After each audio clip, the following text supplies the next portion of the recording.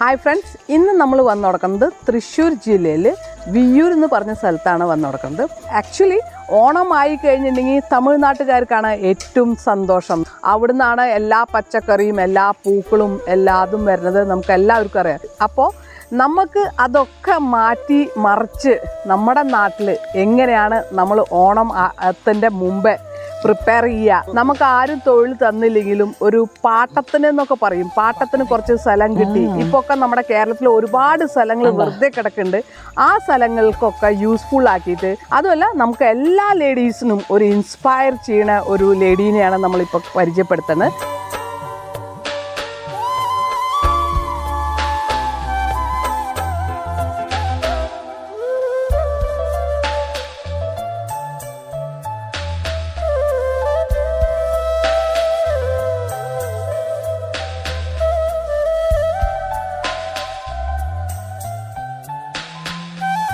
Hi Jaya. Hi.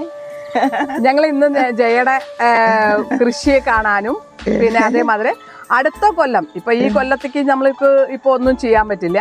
അടുത്ത കൊല്ലം ഒരുപാട് ആൾക്കാർക്ക് വരുമാനമില്ലാണ്ടെയും പിന്നെ ഒരു ജോലി ഇല്ലാണ്ട് നിൽക്കുന്ന ആൾക്കാർക്കൊക്കെ ഒരു ഇൻസ്പയർ ആവാൻ വേണ്ടിയിട്ടാണ് നമ്മൾ ഇപ്പോൾ ഈ വീഡിയോ പിടിക്കാൻ പോണത്. ഓക്കെ, ഫസ്റ്റ് ഓഫ് ഓൾ ജയനെ ഒന്ന് പരിചയപ്പെടുത്തി തരിക. എൻ്റെ പേര് ജയശ്രീ എന്നാണ്. പാമ്പൂരാണ് സ്ഥലം, തൃശ്ശൂര്. ഇപ്പോൾ നമ്മുടെ ഭർത്താവിൻ്റെ വീട്ടുകാരായാലും നമ്മുടെ എല്ലാവരും കൃഷിയിൽ കൂടുതൽ താല്പര്യത്തിൽ തന്നെയാണ്. ജയയുടെ സ്വന്തം നാട് എവിടെയാണ്? സ്വന്തം നാട് ചേലക്കര. ചേലക്കര. ഓക്കെ. അപ്പൊ ഈ പാമ്പൂർക്ക് കല്യാണം കഴിച്ചു കൊണ്ടുവന്നു. ഓക്കെ.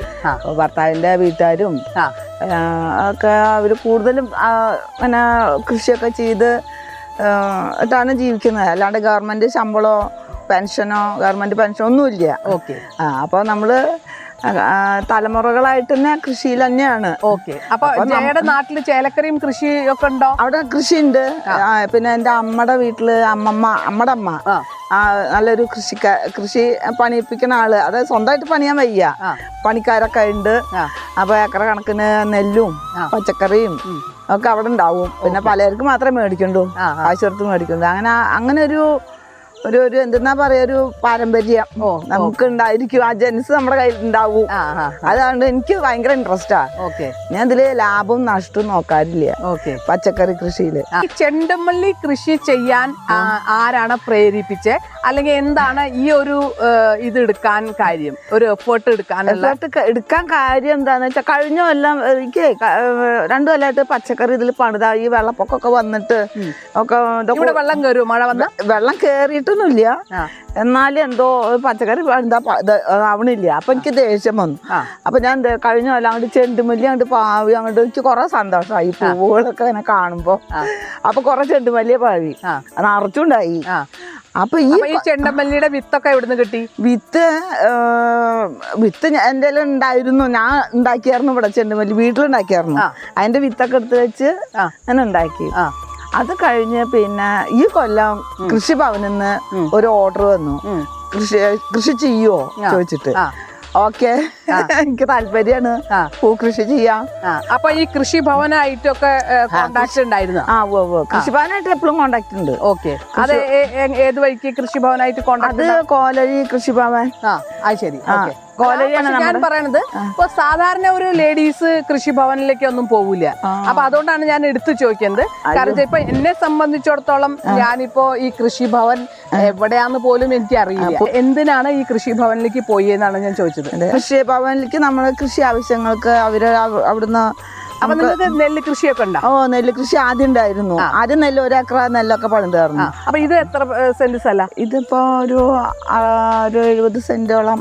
70 സെന്റ് സ്ഥലം. അപ്പൊ ഇതിന്റെ മുമ്പ് എന്താ ചെയ്തായിരുന്നേ? ഇതിൽ പച്ചക്കറി തന്നെ, വാഴ, നേന്ത്രവാഴ, കൊള്ളി, പച്ചക്കറി, അങ്ങനെ എല്ലാ കൃഷി, പയറ്. എന്നിട്ട് ഈ പച്ചക്കറിയൊക്കെ ചെയ്തിട്ട് വിൽക്കാറുണ്ട്? പിന്നെ ഓർഗാനിക് കടയിൽ കൊണ്ട് കൊടുക്കും. ഞങ്ങൾ ഓർഗാനിക്കായി ചെയ്യണത്. അപ്പൊ എത്ര വർഷമായിട്ടാണ് കൃഷി ചെയ്യണത്? അയ്യോ, കൊല്ലൊന്നും 10-40 കൊല്ലമായിട്ട് ഇതിൽ തന്നെയാ. ഓക്കെ, 40 വർഷമായിട്ട്. അപ്പൊ ഈ 40 വർഷമായിട്ട് ആൾക്കാർ എല്ലാവരും പറയും കൃഷി ചെയ്താൽ ഒരു ലാഭവുമില്ല എന്നാണ് ഞാൻ കേട്ടോടുക്കുന്നത്. അപ്പൊ ഈ 40 വർഷം പിടിച്ചു നിൽക്കാൻ എങ്ങനെ സാധിച്ചു എന്നാണ് ഞാൻ ചോദിക്കുന്നത്. ലാഭം നോക്കാറില്ല, നമ്മള് എനിക്ക് ഭയങ്കര ഇൻട്രസ്റ്റാ. ശരി. ഞാൻ ലാഭം നഷ്ടം നോക്കാണ്ടാണ് ഞാൻ ചെയ്തിട്ട് ഓർഗാനിക് നമ്മളിത് നമുക്ക് ആവശ്യം കഴിഞ്ഞാൽ നമ്മൾ ബാക്കിയുള്ള കൊടുക്കും. കൊടുത്തിട്ട് അപ്പൊ നമുക്ക് വിഷമില്ലാത്ത പച്ചക്കറി കഴിക്കുക, അതാണ് ആദ്യത്തെ അതാണ് ആവശ്യം. ശരി. ആക്ച്വലി നമ്മുടെ കേരളത്തിലൊക്കെ ഈ ചെണ്ടാമല്ലി കൃഷി ചെയ്യാറുണ്ടോ ആരെങ്കിലും? ഇല്ല. കൃഷിഭവനിൽ തന്നെ കൂടുതൽ ആൾക്കാരോട് പറഞ്ഞപ്പോ ആർക്കും പറ്റില്ല പറഞ്ഞു. അവസാനം ഞാൻ പറഞ്ഞു ഞാൻ ചെയ്യാന്ന് പറഞ്ഞു. അപ്പൊ പിന്നെ ഒരാളെയും കൂടി തപ്പി പിടിച്ച് കിട്ടി. അപ്പൊ ഷെയറിന് അങ്ങനെ 2 ആളാണ് ഇപ്പൊ. നിങ്ങൾ രണ്ട് കൂട്ടർ കൂടിയിട്ട് ഷെയർ ചെയ്തിട്ടാണോ ഇപ്പൊ ഇത് ചെയ്തത്? ഷെയർ കൂടിയിട്ടല്ല, ഇത് ഞാൻ സെപ്പറേറ്റ്, അവരും സെപ്പറേറ്റ്. ശരി. ഇതിപ്പോ ജയയുടെ സ്വന്തമായിട്ട് ജയ മാത്രം ആളെ വെച്ചിട്ടാണോ ചെയ്തത്, അതോ ജയാണോ? ഞാനും പണിയും കുറെ, ഞാൻ പണിയും കുറെ. ഒരാളുണ്ട് സഹായത്തിന്, ബായി ഉണ്ട്. ബായിയാണ് സഹായിക്കാനുള്ള ബായിയാണ്. സ്ഥിരം നമ്മുടെ വർക്കാണ്. നമ്മുടെ വർക്ക് സ്ഥിരമായിട്ട് ചെയ്യുന്ന ആളാണ്. അപ്പൊ അവര് വിത്ത് തന്നു, അതോ അവര് തൈ തന്നു. ഒരു തൈന് 5 രൂപയാണ് വില. നമുക്കത് സബ്സിഡി ആയിട്ട് 2 രൂപയ്ക്ക് തന്നു. അപ്പൊ ഓരോ തൈന് 2 രൂപ വെച്ചിട്ട് വാങ്ങിച്ചു. എന്നിട്ട് അപ്പൊ 500 തൈ ഉണ്ട്. അല്ല, അപ്പൊ അവര് നമുക്ക് ഇതിന്റെ ട്രെയിനിങ് തന്നു. അങ്ങനെയൊക്കെ ഈ അതായത് നമ്മുടെ നാട്ടിൽ ഇല്ലാത്ത ഒരു പൂവാണത്. അപ്പൊ അതിനെ നോട്ടം ഇതൊക്കെ കുറച്ച് വേറെയല്ലേ, വ്യത്യസ്തമായിട്ടല്ലേ ഉണ്ടാവുക. അപ്പൊ അത് ട്രെയിനിങ് ഒന്നുമില്ല, നമ്മള് അങ്ങോട്ട് ചെയ്തു. അങ്ങോട്ട് ഈ തൈ എത്ര മേടിച്ചു? എല്ലാം ശരിക്കും പിടിച്ചു, അതോ ചിലതൊക്കെ പോയി? ഇപ്പൊ മഴ പെയ്തിട്ട് ഇതപ്പോ അത് പൂ പൊട്ടിക്കാൻ ധൃതിയായി. ഉദ്ഘാടനം കഴിഞ്ഞിട്ടില്ല. എന്നാണ് ഉദ്ഘാടനം? നാളെയാണ്. ഈ മഴ അങ്ങനെ നിൽക്കുക കാരണം ഭയങ്കര ബുദ്ധിമുട്ട്. പൂവൊക്കെ അങ്ങനെ തൂങ്ങുക. ഇപ്രാവശ്യം കേരളത്തിൽ കൂടുതൽ ചെണ്ടുമല്ലി ഉണ്ടാവാൻ സാധ്യത ഉണ്ട്. കൂടുതൽ ആൾക്കാർ ചെയ്തു തുടങ്ങിയിട്ടുണ്ട് നമ്മുടെ കേരളത്തില്. ഗവൺമെന്റ് അപ്പൊ മുൻകൈ എടുത്തിട്ട് നമ്മള് അന്യ സംസ്ഥാനത്ത് നിന്ന് കൊണ്ടുവരുന്നത് കുറയ്ക്കാൻ വേണ്ടിയിട്ടും പിന്നെ കേരളത്തിലത്തെ ആൾക്കാർക്ക് ഒരു വരുമാനം ഉണ്ടാക്കാൻ വേണ്ടിട്ട്. ഓക്കെ. അപ്പൊ ഈ കൊല്ലം നമ്മുടെ ചെണ്ടമല്ലിക്ക് കിലോന് എന്താ വില? കിലോ അത് അന്വേഷിച്ചിട്ടില്ല. ചില 200 രൂപ എന്നൊക്കെ പറയുന്നുണ്ട്. ഒരു കിറ്റിന് തന്നെ 100 രൂപ വരും. ഒരു കിറ്റ് പറഞ്ഞ കുറച്ച് പൂവന്നെ ഉണ്ടാവുള്ളൂ. ഒരു ദിവസം ഇടാനുള്ള പൂവുണ്ടാവും. അതെ. എല്ലാവർക്കും ഇപ്പൊ സ്ഥലം ഉണ്ടാവണമെന്നില്ല. 4 സെന്റ് സ്ഥലമാണ് ഇപ്പൊ എല്ലാ ആൾക്കാരുടെ ഉള്ളത്. അവർക്ക് ഇപ്പൊ ഈ കൃഷി ചെയ്യണമെങ്കിൽ ജയുടെ ഐഡിയയിൽ എന്താ ചെയ്യുന്നത്? ഗ്രോ ബാഗില് ടെറസിന്റെ മുകളിൽ വെക്കാം. പിന്നെ നമ്മുടെ മതിലിന്റെ മുകളില്, മതിലുണ്ടെങ്കിൽ മതിലിന്റെ മുകളിൽ ഇങ്ങനെ നിരന്തല വെക്കാം. അത് മുറ്റത്ത് സ്ഥലം ഉണ്ടെങ്കിൽ അങ്ങനെ ഗ്രോ ബാഗിൽ കൃഷി ചെയ്യുന്ന ആൾക്കാരും ഉണ്ട്, ഇഷ്ടം പോലെ ഉണ്ട്. അതും നല്ലൊരു കാര്യം. അതേപോലെ പച്ചക്കറി ആയാലും ഇപ്പൊ ഞാൻ അവിടെ ചീര, വെണ്ട, വഴുതന ഒക്കെ ചെയ്തിട്ടുണ്ട് അവിടെ. ഇതിന് എന്താണ് വളം കൊടുക്കണത്? ഇതിന് എല്ലുപൊടി ഉണ്ട്, വേപ്പും പിണ്ണാക്കുണ്ട്, പിന്നെ ചാണകം. രാസവളം എന്തെങ്കിലും ഉപയോഗിച്ചു? രാസവളം കുറച്ചിട്ട് കൊടുക്കണം. അതെ. രാസവളം ഏത് വളം ഇട്ട് കൊടുത്തേ? അത് നമ്മള് 18 ഇതില്ല. കേരളത്തിലെ മണ്ണിനെ ഒരു പുളിപ്പ് കൂടുതലാ. അപ്പൊ അസിഡിറ്റി മണ്ണിന് അസിഡിറ്റി ഉണ്ട്. അപ്പൊ അത് കുറയ്ക്കാൻ വേണ്ടിയിട്ട് നമ്മള് കുറച്ചൊക്കെ കുമ്മായ ഇടണം. കുമ്മായ എന്തായാലും ഇടണം. പിന്നെ തിരിച്ച് ഇംഗ്ലീഷ് വളം ഇട്ടില്ലെങ്കിൽ അത് വലിച്ചെടുക്കാൻ പറ്റും. ഈ കുട്ടി ആരുടെ കുട്ടിയാണ്? ഇത് മോന്റെ കുട്ടിയാണ്. അവള് സഹായിക്കും. അവള് ഇന്നെ സഹായിക്കണതാ. അടുത്ത തലമുറയ്ക്ക് വേദശ്രീ. ബ്യൂട്ടിഫുൾ ആയിട്ട് ഓരോരുത്തർക്കും നോക്കൂ. നമ്മളൊക്കെ ഈ നമ്മുടെ നാട്ടില്, ഞാൻ ഇപ്പൊ മഹാരാഷ്ട്രയിലായ കാരണം ഞങ്ങൾക്ക് ദസറ, ദീപാവലി, പിന്നെ ഗണപതി ബപ്പ എന്ന് പറഞ്ഞ അതിനൊക്കെ ഏറ്റവും കൂടുതൽ ചെണ്ടാമല്ലി, ചെണ്ടു എന്നാ പറയാറ്. ഞാൻ ചെറുപ്പത്തിലൊക്കെ താമസിച്ചായിരുന്നത് അവിടെ എല്ലാവരും ഈ അവനവന്റെ വീട്ടില് മുറ്റത്തൊക്കെ ഈ കൃഷി ചെയ്യുന്നതാണ്. ഞാൻ അടക്കം ചെയ്തിട്ടുണ്ട് ചെറുപ്പത്തിലൊക്കെ. അപ്പൊ ഈ ചെണ്ടു ചെയ്തിട്ടുണ്ടെങ്കിൽ നമുക്ക് ഓണായി കഴിഞ്ഞാൽ നമ്മുടെ വീട്ടിൽ, അതായത് കാശിത്തുമ്പ, പിന്നെ സീനിക, ഇത് കൂവ അല്ലേ? ശരി. ഇത് കൂവ. പിന്നെ അപ്പൊ ലേറ്റ് ആയോ? കാരണം ഡിസംബറിലേക്ക് ആവുമ്പോഴേക്കും കൂവ പറിക്കണ്ടേ. അപ്പൊ ഇത് ശരിക്കും ആയിട്ടില്ലല്ലോ. ആവൂല. ചീര വെച്ചിട്ട്. പിന്നെ ഇത് മുളക് തൈ. മുളകും തൈ. ഓക്കെ.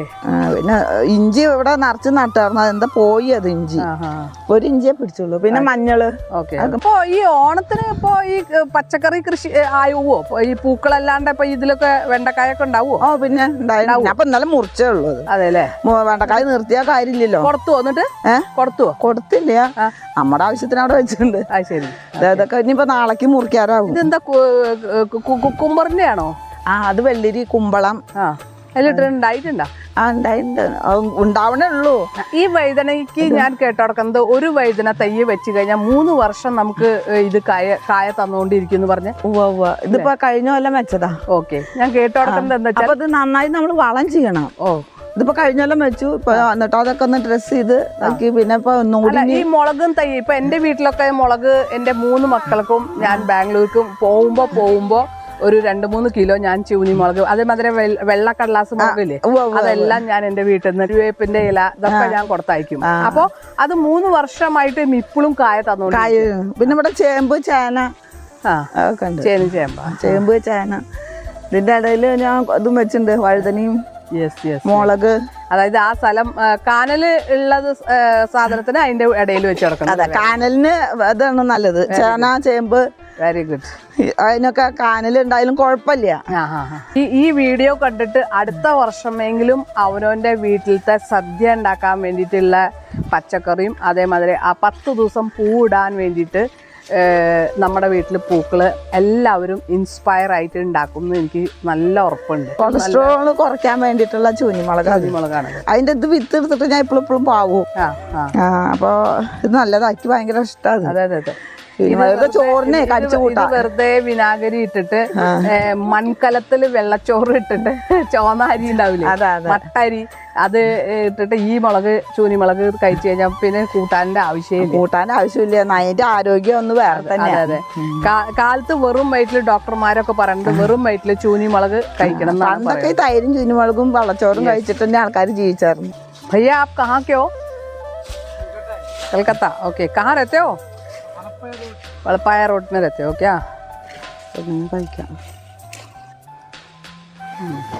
പച്ചയിൽ തിന്നാൻ പറ്റണതാ, കഴുകിയിട്ട് പച്ച തിന്നാം. ഇതാണ് ഒരു ഉത്തേജനം. സൗണ്ടൊക്കെ കേൾക്കുമ്പോ ചെടികൾക്കൊക്കെ ഭയങ്കര ഇഷ്ടമാണ്. അത് ശരി. ഞാൻ ഇവിടെ വന്നു എന്നുള്ളൊരു അറിയിപ്പും കൂടിയാണ്. അത് ശരി. അപ്പൊ അവർക്ക് ജീവനുണ്ടല്ലോ. അപ്പൊ അതും പിന്നെ ആര് പറഞ്ഞു തന്നതാ ഇത്? ഇങ്ങനെ ഒരു കർഷകൻ അങ്ങനെ ചെയ്യണ കണ്ട് യൂട്യൂബിൽ കേട്ടു. അപ്പൊ അതായത് മയില് വരില്ല. അപ്പൊ ഈ ചെടികൾക്കൊക്കെ മനസ്സിലാവണം എന്റെ സാമീപ്യം. അതായത് എന്റെ സാമീപ്യം ഇവിടെ ഉണ്ട്. എന്റെ കൈഡിയൻ എന്നെ കാണാൻ വന്നു നടക്കണമെന്ന് പറയാം. അപ്പൊ അവരിങ്ങനെ നോക്കും, എത്തി നോക്കും, എല്ലാവരും എത്തി വലിക്കും. ഇത് ഓമക്കായ. മൈ ഗോഡ്, എന്തൊരു ബ്യൂട്ടിഫുൾ. ചില ആൾക്കാരൊക്കെ എത്ര കാശ് കൊടുത്തിട്ട് ഇതിന്റെ ഇല കൊണ്ടാണ് എന്താ ഡെങ്കുവിന് കുറഞ്ഞു കഴിഞ്ഞിട്ടുണ്ടെങ്കിൽ ഏറ്റവും നല്ലൊരു സാധനം എന്ന് പറഞ്ഞു കഴിഞ്ഞാൽ ഈ ഓമയുടെ ഇലയാണ്. കൊടപ്പനില്ലാത്ത കുന്നൻ. കൊടപ്പനില്ല. മറ്റെല്ലാ വാഴയ്ക്കും നമ്മള് കൊടപ്പൻ കണ്ടിട്ടുണ്ട്, പക്ഷെ ഇതിന് കണ്ട കൊടപ്പനില്ലാത്ത. നമുക്ക് ഇവിടെ വന്നിട്ട് ഒരു പരിചയം, ഞാൻ ഇത് കേട്ടിട്ടും കൂടി ഇല്ല കേട്ടാ. ഇത് ചൈനീസ് നാരങ്ങയാണെന്നാ പറയുന്നത്. ചൈനീസ് നാരങ്ങ ചൈനയിൽ നിന്ന് വന്നതാണ്. ചൈന